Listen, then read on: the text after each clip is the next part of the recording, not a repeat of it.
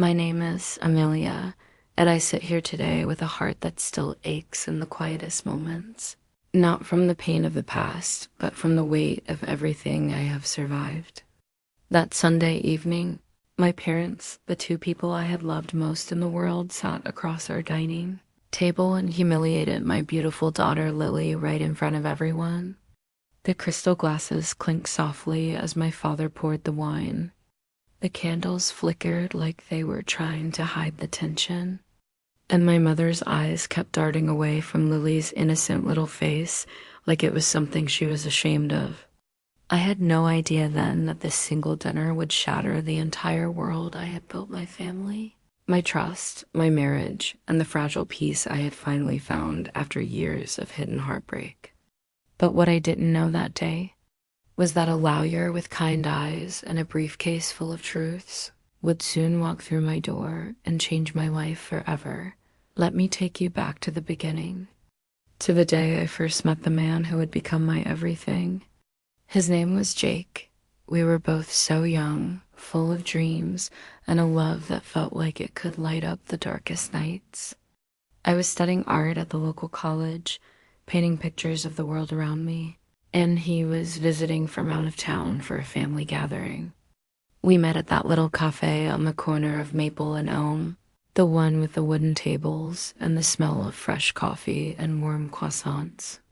He had this easy laugh, a way of looking at me across the room like I was the only person in the world that mattered. Our eyes met over a cup of tea, and something inside me clicked. We talked for hours about our dreams, about the books we loved, about how we wanted to see the world. He told me he wanted to build a life with me, and I believed him with every beat of my heart. We fell in love fast, like the kind of love you only read about in the movies. Late night walks along the river, where the stars looked close enough to touch. He would hold my hand and say, "One day, you and me forever." When I found out I was pregnant, I was terrified. Yes, but also so full of joy I thought my heart might burst. I kept a little note hidden in my sketchbook, the one with the tiny heart I drew around my due date. Jake held me that night in his arms and whispered that we would make it through anything, that he would be there for every appointment, every milestone, every sleepless night. He even said he would paint the nursery walls with stars if that was what I wanted. I believed him. God, how I believed him. Then came the wedding. I wore a simple white dress I had sewn myself in our tiny apartment, the one with lace on the sleeves and a skirt that flowed when I twirled. Jake looked like a prince, standing under the soft glow of fairy lights in our backyard. We had a quiet ceremony with only family and a handful of close friends.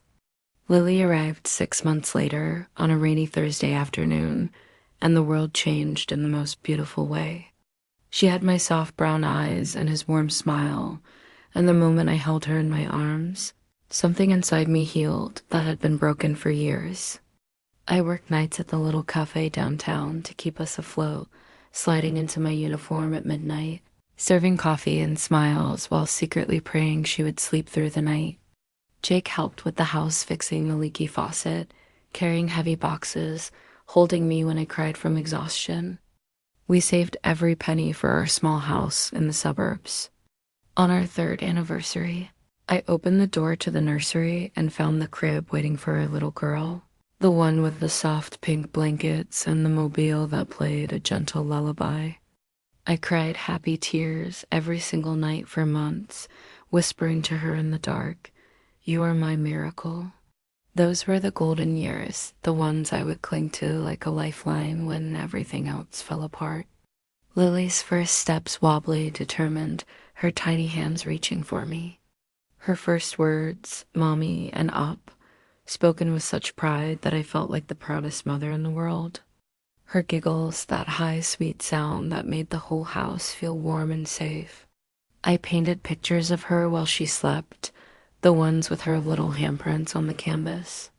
Jake would come home from his job at the construction company, lift her high in the air, spinning her until she squealed with delight. We had picnics in the park, the three of us under a big oak tree, Lily chasing bubbles while I read her stories from worn out books. Christmas lights twinkling on the tree, stockings with her name on them, Sunday mornings filled with laughter and pancakes. I felt safe. I felt loved. I felt like we were building something real, something that would last forever. But then the cracks started to show, tiny ones I didn't see at first. Jake started working longer hours at the site. His hours became every night. I would come home from picking up Lily from daycare, the house dark, except for the blue glow of his phone. I would ask gently, "Who are you talking to?" And he would brush it off, saying it was just a friend from the crew, nothing important. I told myself it was stress. He promised it was temporary. I believed him. We had to pay the bills, buy new clothes for Lily, fix the leaky roof we never could afford. I told myself love was in the small things, the way he would surprise me with flowers after a long day, the way he rubbed my back when I was exhausted from painting all night, the way he would carry Lily on his shoulders when she got tired. I convinced myself that everything was okay because I didn't want to believe the worst. I loved him. I still did. Deep down. Then came the night that changed everything. It was a Sunday, the kind of perfect afternoon that makes you believe summer will last forever. Lily was playing in her sandbox, laughing as she chased butterflies with her little yellow bucket. I had just put on her favorite lunch grilled cheese with tomato soup, cut into stars for her. The table was set with our good dishes, the ones with the tiny blue flowers on them, candles flickering in the center. I had invited my parents over for a family dinner. They had never met Lily properly, and I wanted them to see her, to feel the joy I carried in my chest every single day. My mother arrived first, looking elegant in her soft blue dress, her hair in perfect waves. My father followed, carrying a bottle of wine and that same worried look he always had when he thought I was struggling. They hugged me tightly, asked about Lily's first steps and her drawings with crayons. I felt proud. I felt like the perfect daughter. We sat down at the table and Lily toddled in, wearing her favorite yellow dress with little flowers on it, her hair in two pigtails tied with ribbons. She looked like a little angel, her big brown eyes shining up at everyone. "Mommy, can I have juice?" She asked sweetly, her voice clear and trusting. I smiled and ruffled her hair gently. "Of course, sweetie. Just a little bit for now."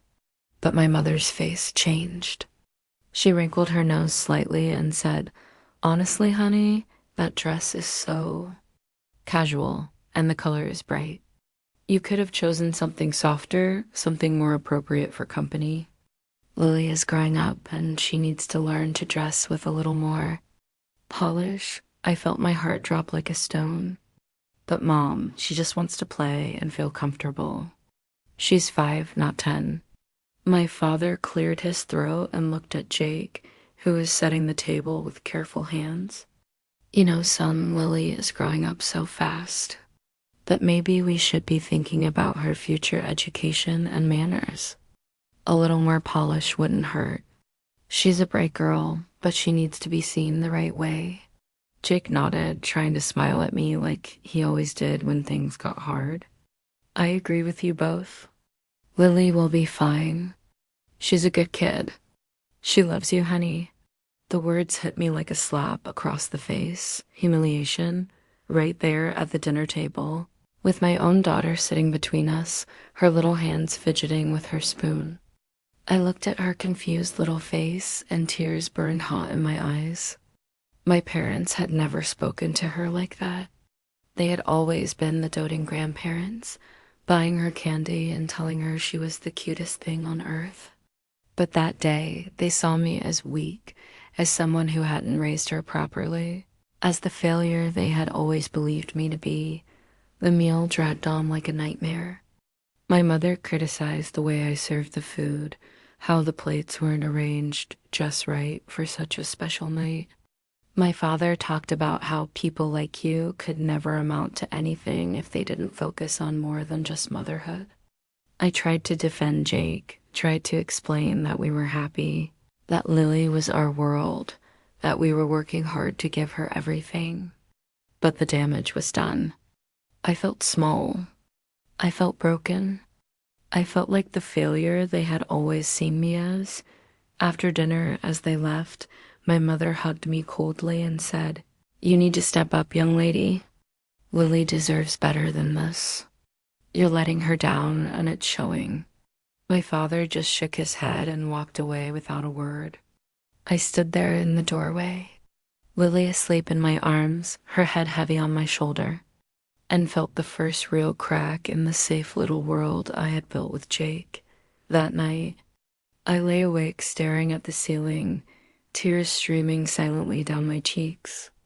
I kept replaying every moment, the way my parents had looked at me like I was nothing, the way Jake had stayed quiet, almost as if he was scared of me, the way my own daughter had felt the tension in the air like it was poison. I didn't know it then, but that humiliation was the beginning of the end. The first fracture in a marriage that had been held together by nothing but love and lies. Little did I know, a knock would come at my door the very next week. A tall, handsome man in a crisp suit would stand there, briefcase in hand, and everything would begin to shift, asterisk. But what I didn't know that day was how deep the betrayal would run, how it would twist and break everything I had loved. The humiliation at that dinner table planted seeds I didn't see coming, and they grew fast and poisonous. Jake started pulling away. His extra hours at the construction site became every single night. I would come home from picking up Lily from daycare, the house quiet except for the faint sound of voices from the backyard. I would peek through the window and see him with a woman I had never met. They were laughing close, too close. He was touching her arm, her hair, like he owned the moment. My heart shattered right there on the grass, the pieces cutting deep into my chest. I tried to talk to him. I cried. I begged him to come to family dinners again, to help with Lily's bedtime stories, to be the man I fell in love with. I told him I was scared my parents' words had worn me down, that I felt like I was failing her. But he only held me and said, "Don't let them get to you. I love you. We're building a future." I wanted to believe him. I did believe him for a while, clinging to the last scraps of the love I thought we still had. Then came the night that broke me completely. I came home early from work because Lily had a fever. The house was quiet except for the faint sound of voices from the backyard. I peeked through the window and saw Jake with the same woman, their arms around each other, kissing like the world was ending. I ran inside, Lily in my arms, and locked myself in the bathroom. I screamed into a towel so she wouldn't hear me. The mother in me was gone. All that was left was a broken, shattered woman who didn't know how to pick up the pieces or even breathe. I confronted Jake the next morning, voice shaking, tears streaming. He admitted it. He had fallen for someone else years ago, before Lily was even born. He said he stayed for me and our daughter, but the love had faded long ago. I felt destroyed, exposed. My entire life, my marriage, my motherhood, my self-worth lay bare and thrown away like it never mattered. I didn't sleep for days. I walked around the house like a ghost, trying to be strong for Lily, but inside I was falling apart, crying in the shower so she wouldn't see. The real blow came when I found the divorce papers. Jake had already filed them weeks earlier. He wanted full custody, saying I was unstable, and my parents' words had worn me down. He had moved out, taking a small apartment downtown, and told Lily I was sick. My own daughter started asking questions I couldn't answer. "Mommy, why isn't Daddy home? When can he come play with me?" I could only cry, holding her tight and promising I would always be there. Even when I felt like I was dying inside, But here is where the shift happened. The moment I stopped being the broken woman and started becoming someone unbreakable. One afternoon, sitting on the porch with Lily asleep in my lap, her little hand curled around mine, I looked at her innocent face and made a promise to myself. No more. I would not let this destroy me. I would not let my parents or Jake win. I would find a way to raise my daughter the way I always wanted to strong, beautiful, unbreakable loved. I started going to counseling at the clinic on Main Street, sitting in the quiet room with tissues and honest talk. I took night classes to become a better artist and to support us financially, painting late while Lily slept in her room. I even started a small online shop selling my paintings, learning to pack them carefully and ship them with love. It was hard. I was tired. My body ached. But slowly the pain turned into fuel. I learned to say no to Jake's calls. I taught Lily to stand tall, to speak up, to trust herself. I faced the truth that my parents had always seen me as the disappointing one, the one who let things happen, and I finally forgave them for her sake, for my sake. I began writing letters to Lily in a hidden notebook, the ones she would read one day when she was older. Letters full of the love I wished someone had given me when I was young. I began rebuilding my life piece by piece, finding small joys in Lily's drawings, in the birds outside the window, in the quiet moments when she hugged me and said, "I love you, Mommy." But deep inside, I knew the real story was only beginning, because 3 days after that promise, a knock came at my door. A tall, handsome man in a crisp suit stood there, briefcase in hand. His name was Mr. Harrington, a family lawyer who specialized in custody cases and emotional neglect. He had been following the case quietly. Jake's ex-partner had reported the emotional abuse and the lies to him through a trusted friend. He looked at me with understanding eyes, like he had seen this pain before, and said gently, "Mrs. Your name, your ex-husband is about to lose everything. And you're about to gain back your dignity and your daughter. I can help." That is when the revenge, the justice, and the real story of healing began. Asterisk. And now the moment I had waited for had finally arrived. Like the sun breaking through the clouds after a long storm. Mr. Harrington sat across from me at a quiet cafe near the courthouse, reviewing the thick files with his calm, steady hands. He laid out every truth I had never seen clearly before. Jake had been cheating for years. He had been using my parents' words against me to control me, to make me feel small. He had lied about money, about work, about everything. Lily's fever had been him keeping her away so I wouldn't fight for her. The custody hearing was in 3 weeks, and he was already trying to paint me as the unfit mother who had let things happen.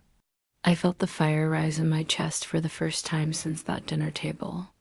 Strength I didn't know I had, the kind that comes from protecting your child.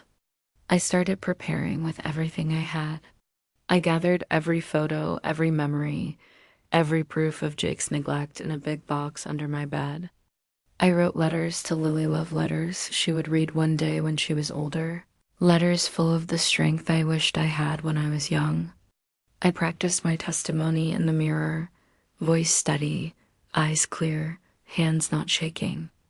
I even called my mother for the first time in months, telling her I forgave her, and she cried on the phone. It wasn't perfect, but it was a start. The day of the hearing arrived, bright and sunny, like it was meant to be.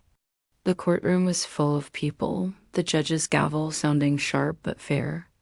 Jake sat there in his expensive suit, looking smug at first, then uncomfortable as the truth poured out. My parents were there, but this time I didn't care. They had chosen their side.